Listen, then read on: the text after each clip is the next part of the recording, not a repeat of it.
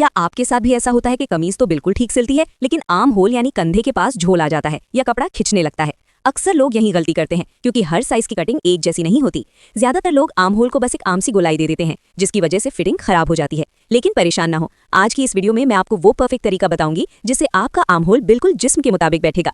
इस वीडियो को बहुत गौर से देखिएगा क्योंकि एक एक इंच की पैमाइश अहम है। अगर आपने ये तरीका सीख लिया तो आपकी सिलाई में प्रोफेशनल टेलर जैसी फिनिशिंग आएगी। तो चलिए शुरू करते हैं।